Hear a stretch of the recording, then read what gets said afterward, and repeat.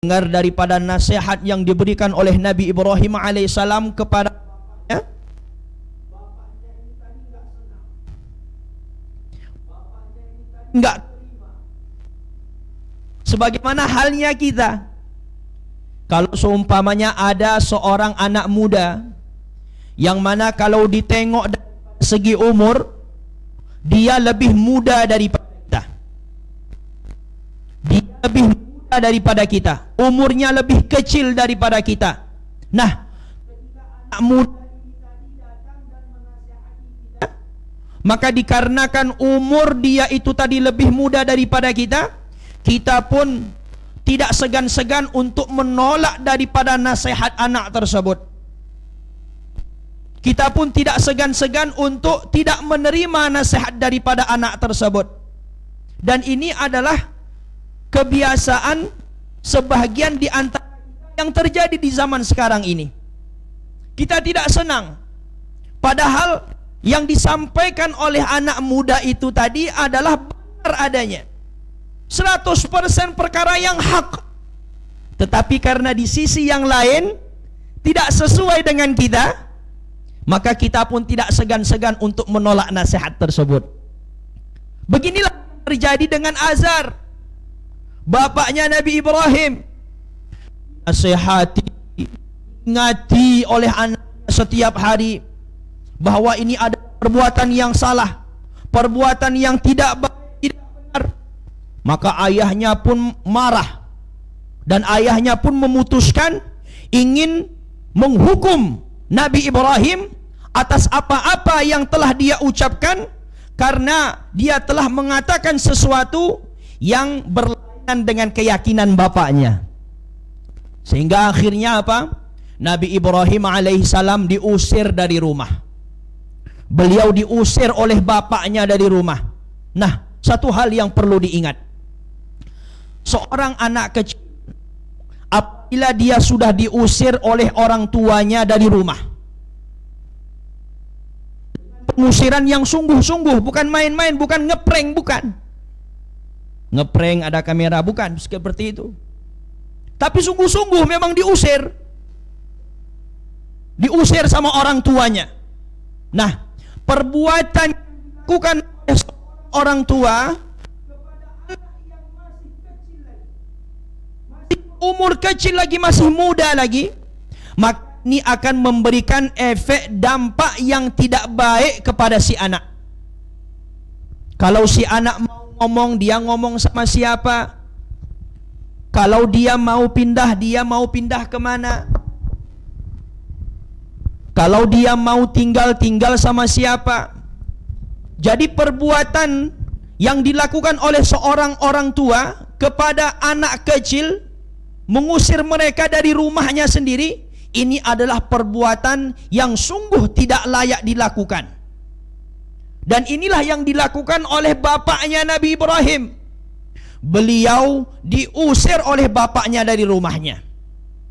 Singkatnya, suatu ketika kaum daripada Nabi Ibrahim alaihissalam mengajak beliau untuk pergi datang menghadiri suatu festival atau acara, maka Nabi Ibrahim alaihissalam menolak dan mengatakan, faqala inni saqim, sesungguhnya aku sedang sakit, kata beliau.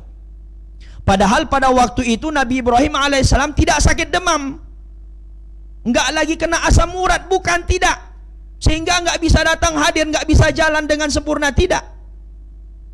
Jadi apa makna daripada inni saqim yang mengatakan beliau ini sedang sakit? Maka ahli mufassir mengatakan bahwa makna daripada inni saqim, sakit di sini maknanya ada dua. Ada sakit yang namanya sakit jasmani, kemudian ada yang namanya sakit ruhani. Nah, yang sedang dialami oleh Nabi Ibrahim alaihissalam bukan sakit jasmani, melainkan adalah sakit ruhani.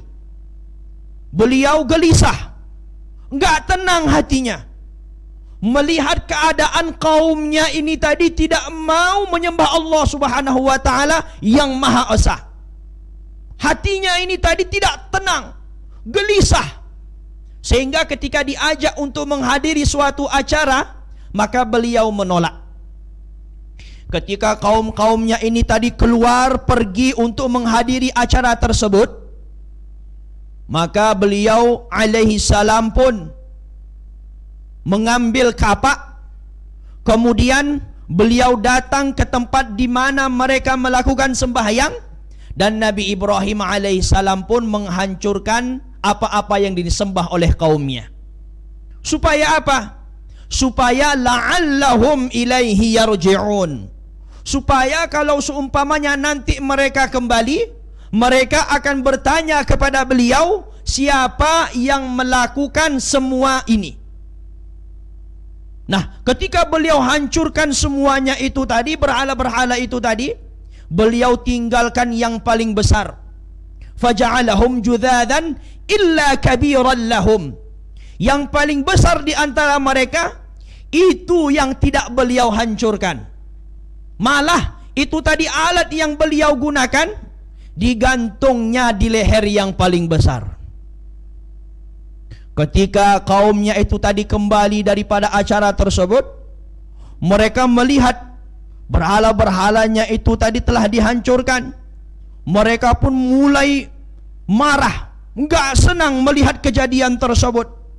Mereka pun mulai bertanya kepada Nabi Ibrahim alaihissalam, kenapa? Karena hanya beliau yang tinggal sendiri di situ, tidak ada selain beliau yang tidak ikut. Mereka bertanya kepada beliau, "A anta fa'alta hadza bi alihatina ya Ibrahim?"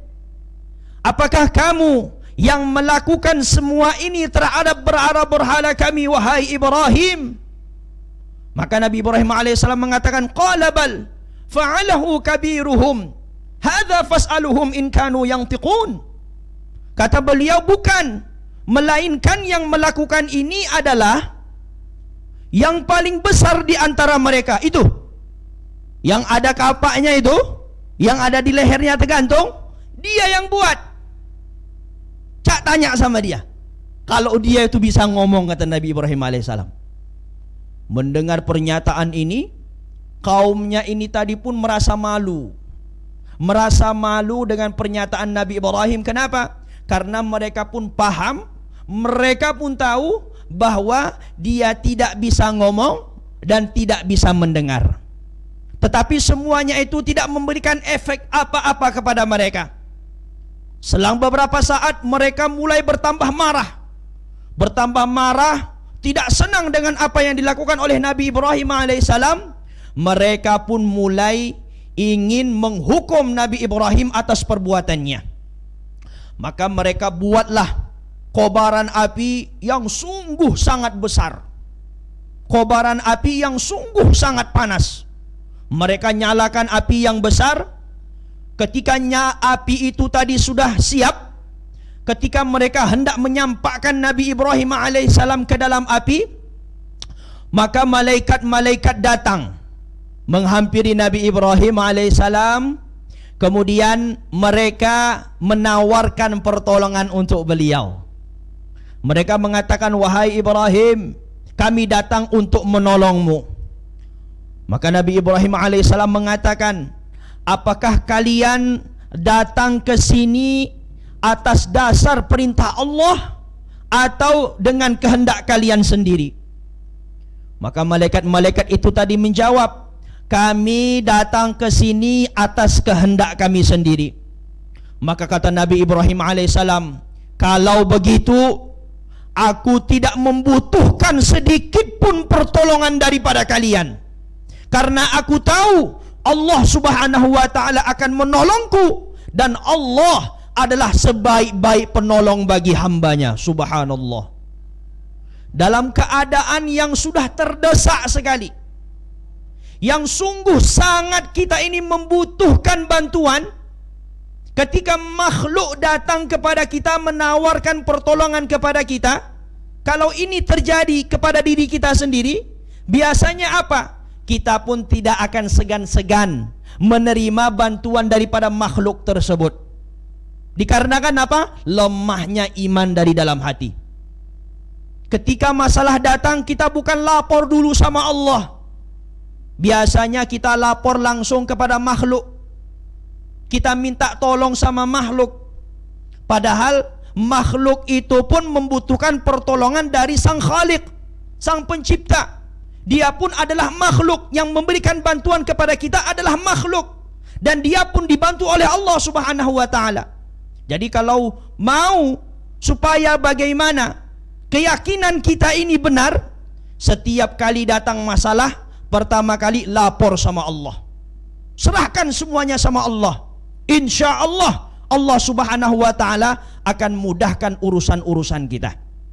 Nah, ketika Nabi Ibrahim alaihissalam ditawarkan pertolongan oleh malaikat, beliau menolak karena beliau yakin dan tahu dan paham bahwa sebaik-baik penolong bagi hambanya adalah Allah Subhanahu wa taala. Subhanallah. Jadi ketika beliau dicampakkan ke dalam api, masuk ke dalam api, maka Allah Subhanahu wa taala perintahkan kepada api, qulna ya naru kuni bardau wa salaman ala Ibrahim. Allah memerintahkan kepada api untuk menjadi sejuk dan penyelamat bagi Ibrahim alaihissalam. Dalam ayat ini Allah Subhanahu wa taala menggunakan dua lafaz. Yang pertama adalah bardan, kemudian yang kedua adalah salaman, dingin dan penyelamat. Kenapa? Karena kalau seumpamanya hanya kalimat dingin saja yang ada di situ, tidak ada kata selamatnya, bisa jadi dengan dingin yang sungguh sangat itu tadi pun bisa berubah menjadi azab pula. Kan gitu. Kalau seumpamanya ada di antara kita orang yang mana nggak tahan menahan suhu yang dingin. Kalau seumpamanya kita tinggal di negeri Eropa, yang mana di sana terdapat 4 musim. Pas waktu masuk musim dingin, ada beberapa tempat di negeri Eropa sana yang mana ketika sudah berada di puncaknya itu tadi musim dingin, akan masuk kepada level yang sungguh sangat dingin. Dan di antara kita ada yang gak tahan menahan itu semua. Jadi kalau hanya sekedar lafaz dingin saja, itu pun bisa nanti berubah menjadi azab. Tetapi Allah Subhanahu wa taala mengatakan bardan wa salaman, dingin dan penyelamat bagi Nabi Ibrahim. Jadi ulama mengatakan bahwa seolah-olah Nabi Ibrahim alaihissalam itu berada di dalam ruangan yang ber-AC. Seperti kita sekarang. Seperti kita sedang duduk di masjid nih, hidup AC kanan kiri depan belakang, kan gitu. Dikarenakan adanya suhu yang dingin, yang adem seperti ini, dan kita pun tidak merasa menggigil di dalamnya, tidak memberikan mudarat bagi tubuh kita, malah memberikan keenakan, ketentraman bagi kita apabila kita duduk di dalamnya. Begitu juga lah yang terjadi kepada Nabi Ibrahim alaihissalam. Ulama mengatakan seolah-olah beliau itu duduk di dalam ruangan yang ber-AC. Masya Allah. Dan yang ajibnya lagi apa? Yang ajibnya lagi adalah ketika beliau masuk dicampakkan ke dalam api, tidak satu helai rambut pun terbakar dari tubuh Nabi Ibrahim alaihissalam. Nah, dikarenakan keyakinan beliau tinggi kepada Allah, yakin beliau 100% kepada Allah, tidak membutuhkan pertolongan daripada makhluk walaupun di saat yang sungguh sangat genting, tapi karena tawakal dan yakinnya benar kepada Allah, beliau alaihissalam lulus dari ujian yang pertama. Ini adalah ujian pertama dari Nabi Ibrahim alaihissalam. Kemudian ujian yang kedua yang Allah Subhanahu wa taala berikan kepada beliau adalah ketika beliau disuruh oleh Allah Subhanahu wa taala untuk pergi berhijrah ke negeri Syam. Beliau berasal daripada negeri Kufah, Irak, Nabi Ibrahim. Ketika beliau diperintahkan oleh Allah Subhanahu wa taala untuk pergi ke negeri Syam, yaitu Palestina. Nah, ketika beliau berhijrah ke sana, beliau pun tidak meninggalkan tugas yang Allah Subhanahu wa taala berikan kepada beliau. Apa itu? Yaitu berdakwah. Mengajak manusia untuk mengenal Allah, untuk menyembah Allah, kemudian untuk membawa manusia kepada jalan yang benar. Nah, bertahun-tahun Nabi Ibrahim alaihissalam tidak dikaruniai oleh Allah Subhanahu wa taala. Bertahun-tahun beliau tidak dikaruniai dan tidak kunjung-kunjung diberikan keturunan atau anak oleh Allah Subhanahu wa taala. Tetapi beliau tidak pernah putus asa. Beliau tidak pernah putus asa, selalu menaruh harapnya itu kepada Allah dan selalu berdoa supaya bagaimana beliau diberi keturunan oleh Allah. Sehingga akhirnya apa? Ketika beliau berumur 86 tahun. Ketika beliau berumur 86 tahun, baru Allah Subhanahu wa taala berikan keturunan kepada beliau, seorang anak laki-laki yang sungguh sangat tampan, yang sungguh sangat cantik, yaitu Nabi Ismail alaihi salam. Jadi ketika Nabi Ismail alaihi salam lahir di saat umur apalagi 86 tahun, bayangkan aja kalau seumpamanya ada seorang nenek di zaman sekarang, dia berharap kepingin kali nimang anak, kepingin kali nimang cucu, kan gitu. Udah lama rasanya tangan ini menginginkan ada seorang anak atau cucu yang bisa digendong olehnya. Bertahun-tahun, puluhan tahun ditunggu-tunggu, sehingga akhirnya apa? Sehingga akhirnya takdir Allah menetapkan dia ini diberikan keturunan oleh Allah, yaitu berupa cucu. Bagaimana kira-kira rasa hati seorang nenek tersebut? Pasti dia akan gembira, dia akan senang, dia akan sayang dan cinta kepada cucu tersebut. Begitu jugalah Nabi Ibrahim alaihissalam. Pada umur 86 tahun baru dikaruniai oleh Allah seorang anak laki-laki, maka timbullah rasa kasih sayang dan cinta kepada anak tersebut di dalam hati Nabi Ibrahim alaihissalam. Nah, dikarenakan adanya cinta tersebut di dalam hati beliau, dan Allah tidak menginginkan di dalam hati Nabi Ibrahim ada cinta kepada makhluk, dikarenakan masuknya cinta tersebut, Allah uji beliau dengan ujian yang kedua. Apa itu? Yaitu Allah Subhanahu wa taala perintahkan Nabi Ibrahim alaihissalam untuk meninggalkan anak dan istrinya di tempat padang pasir yang tandus, di mana tidak ada tanda-tanda kehidupan di situ. Subhanallah. Di mana tidak ada air, kemudian di mana tidak ada makanan, dan tidak ada satu orang pun yang tinggal di situ.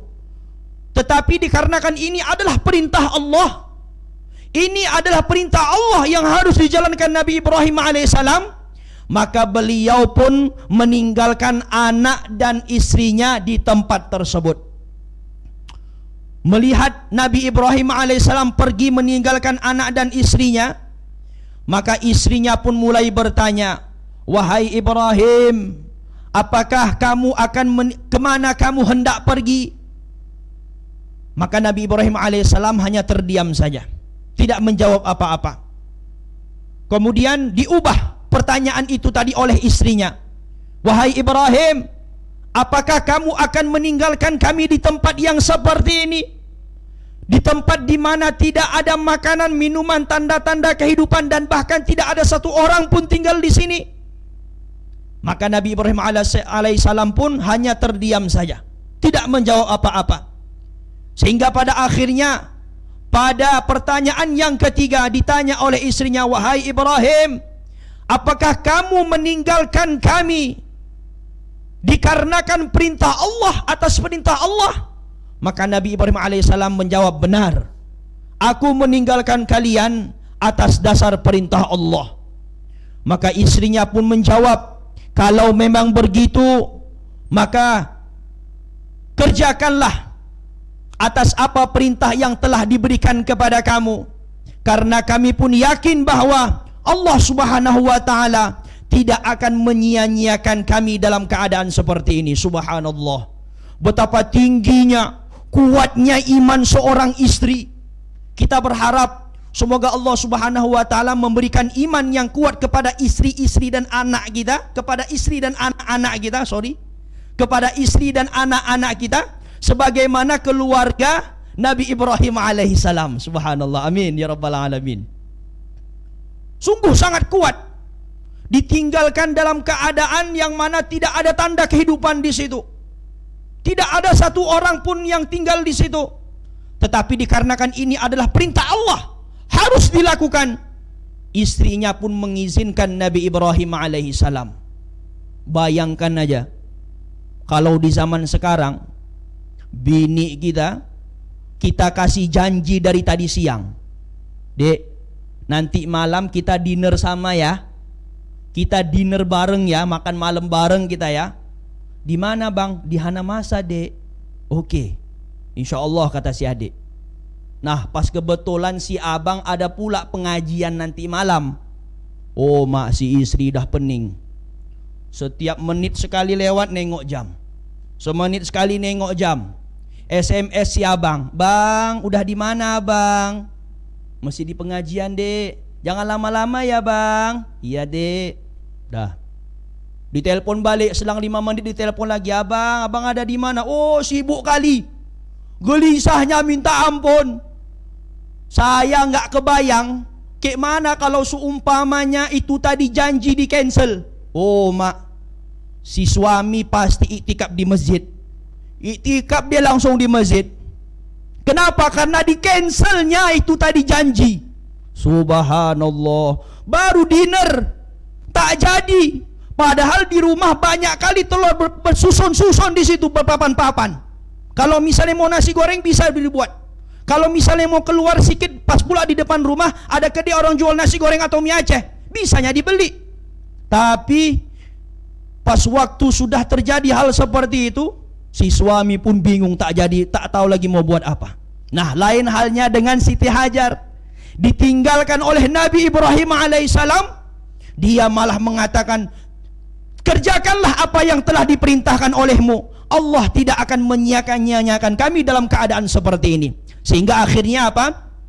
Dikarenakan ketabahan, kemudian kesabaran yang dijalankan oleh istri dan anaknya Nabi Ibrahim alaihissalam, Allah subhanahu wa ta'ala mengaruniakan kepada mereka air yang bernama air Zam-Zam. Subhanallah. Air Zam-Zam Allah subhanahu wa ta'ala karuniakan atas buah daripada kesabaran dan ketabahan yang dijalankan oleh anak dan istrinya, menahan lapar, kemudian melihat ke sana kemari, berlarian ke sana kemari untuk melihat apakah ada orang yang lewat di situ untuk bisa diminta pertolongan kepadanya.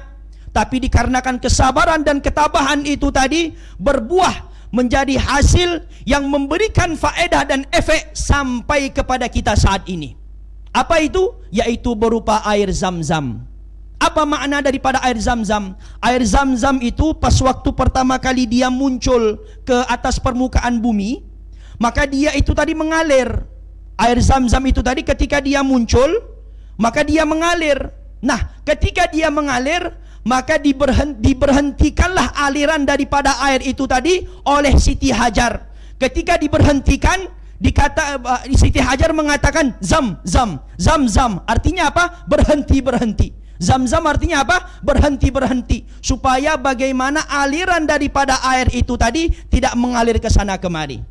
Nah, jadi dikarenakan ketabahan dan kesabaran yang dijalankan oleh istri dan anaknya Nabi Ibrahim alaihissalam, dan beliau pun meninggalkan anaknya atas perintah Allah, bukan atas hal-hal yang lain, maka Nabi Ibrahim alaihissalam pun telah lulus daripada ujian yang kedua.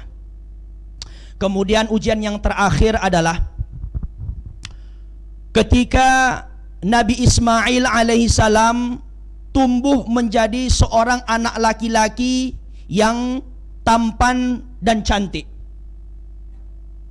Pas waktu itu ulama mengatakan bahwa umurnya berkisar antara 12 sampai 13 tahun. Nah, Nabi Ibrahim alaihissalam sangat sayang dan cinta kepada anaknya. Melihat anaknya yang sudah tumbuh besar ini tadi, maka kecintaan kepada anaknya itu tadi pun timbul di dalam hati beliau. Dan Allah subhanahu wa ta'ala tidak menginginkan hal tersebut terjadi kepada hamba yang dicintainya. Sehingga akhirnya apa? Nabi Ibrahim alaihissalam melihat di dalam mimpinya, inni ara fil manami anni azbahuka fil anni azbahuka fil anni beliau bermimpi melihat anaknya ini tadi disembelih oleh Nabi Ibrahim alaihissalam. Nah, mimpi yang dialami oleh seorang nabi ini adalah mimpi yang benar. Lain halnya dengan mimpi kita, belum tentu ada benarnya lagi. Tapi kalau mimpi daripada seorang nabi, ini adalah mimpi yang benar. Kenapa? Ini menunjukkan, mengisyaratkan dan mengindikasikan bahwa ini juga adalah perintah Allah yang harus ditunaikan dan dijalankan oleh nabi tersebut. Nah, ketika beliau melihat mimpi tersebut, beliau sampaikan kepada anaknya bahwa aku melihat kamu di dalam mimpiku, aku menyembelih kamu. Maka apa yang dikatakan oleh anaknya? Wahai ayahku, kerjakanlah apa yang diperintahkan kepadamu, maka insya Allah kamu akan mendapatiku dalam keadaan sabar. Nah, dari sini ada pelajaran lagi kepada kita. Apa itu? Setiap apa-apa yang hendak kita kerjakan, maka hendaklah kita ucapkan kalimat insya Allah. Semoga supaya Allah Subhanahu wa taala mudahkan kita untuk melakukan hal tersebut. Sebagaimana yang diucapkan oleh Nabi Ismail alaihissalam. Beliau katakan, wahai bapakku, kerjakanlah apa yang diperintahkan kepadamu, maka insya Allah kamu akan dapatiku dalam keadaan yang sabar. Sehingga akhirnya apa? Ketika mereka pergi untuk datang ke tempat yang bernama Mina, di saat mereka berjalan ke arah tersebut, hendak menunaikan perintah Allah, yaitu menyembelih anaknya Ismail alaihissalam. Maka di tengah jalan mereka berjumpa dengan syaitan. Kenapa? Karena syaitan tidak senang ketika seseorang hamba hendak menyempurnakan tugas yang diberikan oleh Allah Subhanahu wa taala kepadanya. Maka dia pun mulai menggoda Nabi Ibrahim alaihissalam. Ketika Nabi Ibrahim melihat syaitan hendak menggodanya, beliau lempar ke arah syaitan tersebut sebanyak 7 kali. Setiap kali dia itu dilempar oleh Nabi Ibrahim, maka dia terbenam ke dalam bumi, ke dalam tanah. Dan ini dilakukan oleh syaitan berapa kali? Sebanyak 3 kali dia coba. Dan setiap kali dia mencoba, dia dilempar dengan batu kerikil dan dia terbenam masuk ke dalam bumi. Dan inilah yang dilakukan oleh para jemaah haji yang menunaikan haji di Baitullah. Mereka ini adalah salah satu rukun yang harus dilakukan oleh orang yang melaksanakan ibadah haji, yaitu melempar jumrah, melempar ke arah tempat di mana Nabi Ibrahim dan keluarganya melempar ke arah syaitan yang hendak menggoda mereka supaya tidak jadi menunaikan perintah Allah. Sehingga akhirnya apa? Sehingga akhirnya ketika si anak ini tadi sudah dibaringkan oleh Nabi Ibrahim alaihissalam, kemudian pisau sudah diasah, kemudian sudah dilekatkan di leher Nabi Ismail. Ketika dijalankan itu tadi pisau tidak memberikan dampak apa-apa, tidak memberikan hasil apa-apa. Sehingga Nabi Ibrahim alaihissalam pun merasa heran, merasa aneh, apa yang sedang terjadi. Pisau sudah diasah, sudah dijalankan, sudah disembelih, tapi sedikit pun tidak memberikan efek apa-apa. Sehingga akhirnya apa? Terdengar suara gaib yang mengatakan bahwa, wahai Ibrahim, sesungguhnya ini adalah ujian yang datang daripada Allah dan kalian telah menunaikannya. Sesungguhnya kalian telah lulus daripada ujian tersebut. Mendengar daripada suara gaib tersebut, mereka tahu bahwa ini adalah ujian daripada Allah dan mereka telah lulus daripada menjalankan ujian tersebut. Mereka sungguh gembira yang sungguh sangat luar biasa. Sehingga akhirnya apa? Allah Subhanahu wa taala ganti Nabi Ismail alaihissalam dengan seekor kibas atau seekor kambing untuk disembelih, dan itu disembelih oleh Nabi Ibrahim alaihissalam. Dan itulah yang dilakukan oleh umat Islam untuk menjalankan sunnahnya Nabi Ibrahim alaihissalam. Jadi ini adalah 3 ujian yang Allah Subhanahu wa taala berikan kepada Nabi Ibrahim alaihissalam. Dan statement yang terakhir adalah hikmah atau moral daripada ujian yang Allah Subhanahu wa taala berikan kepada beliau alaihissalam. Apa itu? Yang pertama adalah, jangan sekali-sekali kita ini mencontoh-contoh perbuatan daripada nenek moyang kita, kalau seumpamanya itu semua bertentangan dengan hukum agama syariat Islam. Kalau seumpamanya ada perbuatan adat, ada kebiasaan daripada orang kampung, yang mana kebiasaan itu tadi mereka buat sampai sekarang dikarenakan nenek-nenek moyang mereka dahulu pun melakukan hal yang sama, padahal yang sedang dilakukan oleh mereka itu bertentangan dengan hukum syariat agama Islam, maka jangan kita lakukan perbuatan tersebut. Kenapa? Karena ini yang terjadi, yang dilakukan oleh bapaknya dan kaum daripada Nabi Ibrahim alaihissalam. Mereka menjual, mereka membuat, kemudian mereka menyembah. Dan ini tidak diinginkan. Mereka melakukan ini semua kenapa? Karena mereka katakan bapak daripada nenek moyang kami pun melakukan hal seperti ini dahulu, maka kami pun melakukan hal yang sama. Jadi kalau dia bertentangan dengan hukum syariat, jangan kita kerjakan adat atau kebiasaan tersebut sedikit pun. Ini yang pertama. Kemudian yang kedua apa? Yang kedua adalah jika ada di antara keluarga kita, tetangga kita, kerabat kita, atau orang kampung di mana kita tinggal, mereka ini melakukan sesuatu yang tidak diinginkan oleh Allah dan Rasulnya. Artinya mereka tidak menjalankan hukum Allah, mereka malah melanggar hukum Allah. Jadi apa yang harus kita lakukan? Kita harus mengingatkan mereka dengan lemah lembut, dengan hikmah, dengan baik. Jika kita mau menasihati mereka, kita nasihati mereka dengan sebaik-baiknya cara, sebagaimana yang dilakukan oleh Nabi Ibrahim alaihissalam. Beliau menasihati dan mengingatkan ayahnya dengan lemah lembut, dengan baik. Beliau pun mengatakan, wahai ayahku, wahai bapakku. Dia tidak mengatakan, ayah ya, tah cemana ayah ni. Tidak seperti itu. Tapi dia mengatakan, wahai ayahku, wahai bapakku. Jadi kita ingatkan dengan kalimat-kalimat dan kata-kata yang baik. Supaya apa? Dengan harapan, dengan perkataan yang baik ini tadi, Allah berikan dan masukkan hidayah ke dalam hatinya.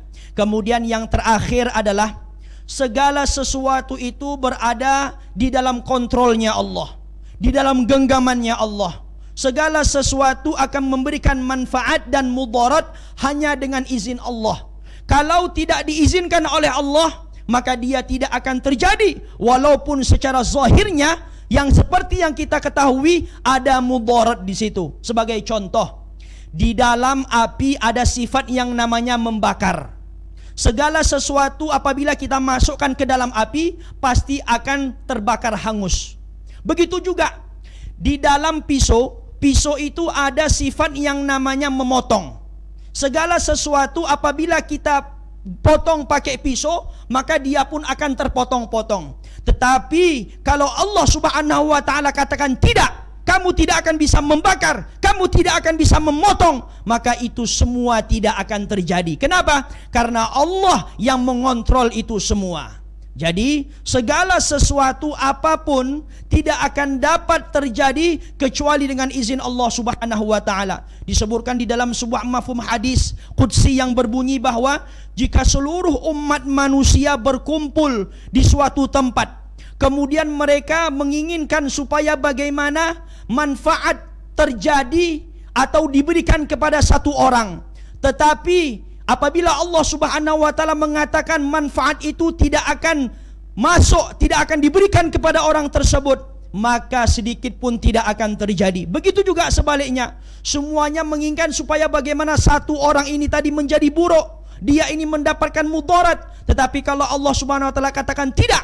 dia tidak akan mendapatkan mudarat, maka itu pun tidak akan terjadi. Jadi ini adalah beberapa moral, pelajaran penting dalam kehidupan kita yang harus kita apply, kita sesuaikan dan kita jalankan di dalam kehidupan kita sehari-hari. Apa itu? Yang pertama adalah jika adat perbuatan tersebut bertentangan dengan hukum syariat, jangan kita lakukan. Kemudian yang kedua adalah Apabila ada yang melakukan kesalahan bertentangan dengan hukum syariat Islam, hendaklah kita nasihati mereka dengan lemah lembut dan dengan cara yang baik. Kemudian yang terakhir, segala sesuatu tidak akan dapat memberikan mudarat dan manfaat kecuali dengan izin Allah Subhanahu wa taala. Jadi mungkin ini sajalah yang dapat saya sampaikan pada pertemuan kita pada hari yang berbahagia ini. Semoga bermanfaat. Kemudian kita sampaikan kepada anak, istri, keluarga kita, jiran, tetangga dan umat seluruh alam, dan hendaklah kita jadikan ujian yang Allah Subhanahu wa taala berikan kepada Nabi Ibrahim moralnya sebagai untuk kita apply-kan, masukkan di dalam kehidupan kita sehari-hari. Mungkin ini sajalah yang dapat saya sampaikan. Semoga bermanfaat. Untuk sempurnanya majelis ini kita tutup dengan doa kifarah majelis. Subhanallah wa bihamdihi, subhanakallahumma wa bihamdika, asyhadu an la ilaha illa anta, astaghfiruka wa atubu ilaik. Assalamualaikum warahmatullahi wabarakatuh. Waalaikumsalam warahmatullahi wabarakatuh. Alhamdulillah kita telah mendengar tausiah oleh Ustaz Qamarullah. Semoga apa yang Ustaz sampaikan bisa bermanfaat bagi kita semua dan bisa menjadi ikhtibar untuk kita semua. Selanjutnya kami buka sesi tanya jawab. Dipersilakan bagi para jamaah yang ingin bertanya. Tafadhol, atau udah pada paham semua? Kalau udah pada paham, biar langsung tutup dengan doa aja.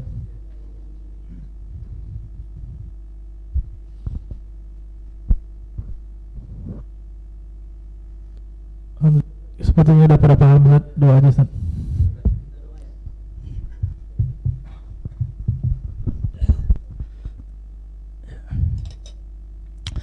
Mari kita doa sejenak insyaallah. A'udzu billahi minasyaitonir rajim. Bismillahirrahmanirrahim. Alhamdulillahi rabbil alamin wassalatu wassalamu ala asyrafil anbiya'i wal mursalin wa ala alihi wa sahbihi ajma'in.